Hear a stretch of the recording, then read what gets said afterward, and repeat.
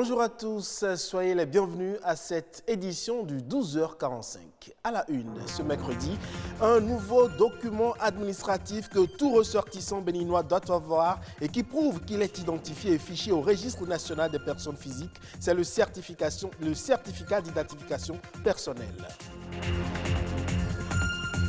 L'autre opportunité à saisir, c'est la soudure en fibre optique dont le principe est de permettre la connexion de deux fibres en les fusionnant grâce à un arc électrique, un nouveau métier à découvrir. Enfin, direction les champs pour voir cette substance utilisée pour lutter contre des organismes considérés comme nuisibles, les pesticides qui constituent parfois un danger aussi bien pour l'environnement que pour la santé.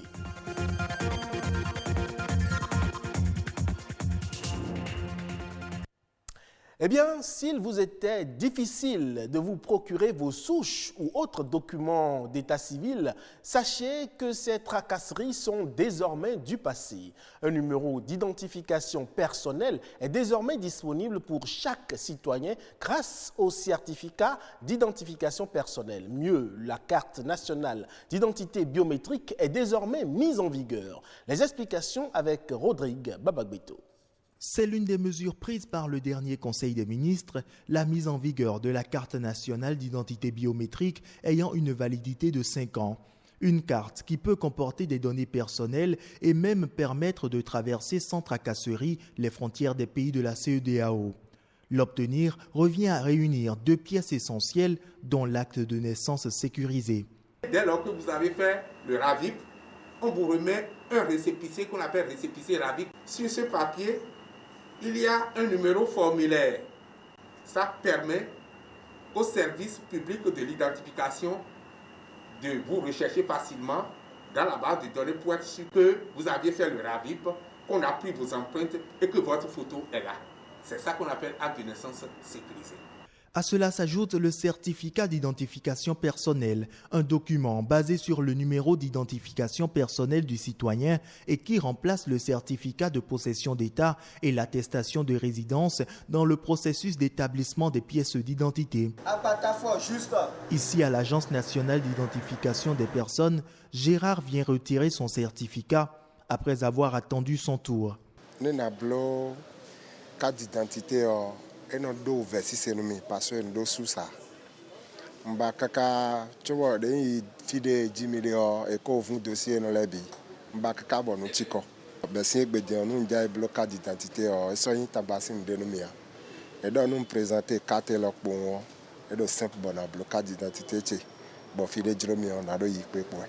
Pour obtenir le certificat d'identification personnelle, il faudra s'acquitter d'une somme de 2800 francs CFA à laquelle s'ajoutent 1000 francs CFA pour l'acte de naissance sécurisé. 2 pièces indispensables pour l'obtention de la carte nationale biométrique qui, quant à elle, revient à 6 000 francs, soit environ 10 000 francs CFA pour les 3 pièces administratives. Une somme qui pourrait être lourde pour les pauvres, mais le gouvernement anticipe. Combien ont-ils parmi la population pauvre la possibilité de s'offrir une carte biométrique? La question est légitime. Le gouvernement avait mis en œuvre la phase pilote du projet H au profit de la population pauvre, non extrême et pauvre extrême. On va généraliser l'enquête PMT qui a permis d'identifier les pauvres extrêmes et pauvres non extrêmes. Et le gouvernement dit, globalement, ça tourne autour de 2 millions de personnes. Ces 2 millions de personnes vont bénéficier gratuitement de la carte biométrique, pas sur financement du projet H. Le Bénin entame ainsi une révolution numérique dans le cadre de la délivrance de la carte d'identité nationale. La date à laquelle il ne sera plus possible de produire les cartes d'identité non biométriques sera fixée ultérieurement par le Conseil des ministres. Pour l'heure, l'ancienne carte reste toujours valable. On parle à présent de cette autre révolution qu'est la télévision numérique terrestre. Avec elle, la soudure en fibre optique est une opportunité à saisir. La soudure en fibre optique qui s'est aujourd'hui imposée aux autres formes de soudure et présente même un marché d'emploi encore vierge. Abdel Akochae, technicien en fibre optique, nous en donne quelques précisions. Aujourd'hui, la fibre optique, c'est le meilleur support de transmission au monde actuellement. Et la fibre optique a une bande passante illimitée. Et tous les réseaux au monde sont en train de déployer la fibre optique. Tous les réseaux au monde sont en train de passer du fil de cuivre à la fibre optique.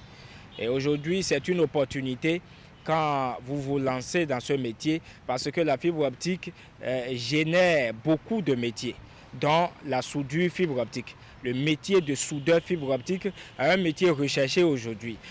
Si vous allez en France, par exemple, tous les jours, moi, dans ma boîte, si je vous montre les mails qui viennent, il n'y a que des offres fibre optique, de soudeur fibre optique. On en cherche en Europe, on en cherche en France, on ne trouve pas. Ici aussi, les réseaux, on a le Togo, on a le Nigeria, on a le Burkina, et tous sont en train de migrer vers la fibre optique. Donc la fibre optique aujourd'hui, c'est un métier que les jeunes devraient embrasser. Tous ceux qui sont dans le domaine de la technologie, qui font l'informatique, qui font les télécoms et qui disent qu'ils n'ont pas d'emploi après, qui sont à la maison, c'est une opportunité aujourd'hui maintenant de se lancer dans les métiers de la fibre optique. Quand nous parlons de la fibre optique, c'est du fibre de verre, c'est le verre et l'information circule sous forme de lumière. Donc l'information va à la vitesse de lumière et c'est très rapide et c'est net. Nous parlons de la TNT aujourd'hui dans les avions de télévision. C'est la fibre optique qui facilite tout ça.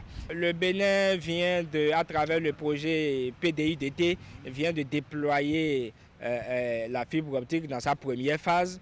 Donc nous sommes, oui, on peut affirmer que nous sommes à une étape embryonnaire, mais la phase 2 va commencer bientôt et même les FAI du Bénin, je veux parler des fournisseurs d'accès Internet, les ISOCEL et autres, ils sont aussi en train de déployer leur propre réseau fibre optique. Donc le besoin est là, le besoin se fait déjà sentir. Parlons à présent de la lutte contre l'utilisation des pesticides chimiques. Ils constituent un fléau pour l'environnement et même pour la santé humaine. Ils sont souvent utilisés pour lutter contre les organismes considérés comme nuisibles qui envahissent les champs. Mais dans un contexte où la demande bio est forte, les paysans sont nombreux aujourd'hui à se convertir. Et justement, des alternatives aux pesticides existent. Amandine Aniambossou pour plus de précisions. Depuis des décennies, dans le monde, les pesticides de synthèse sont très utilisés.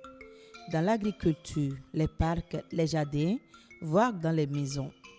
Leurs dégâts ne sont pas aussi spectaculaires que ceux des criquets, mais leurs impacts sur les rendements agricoles sont réels et préoccupants.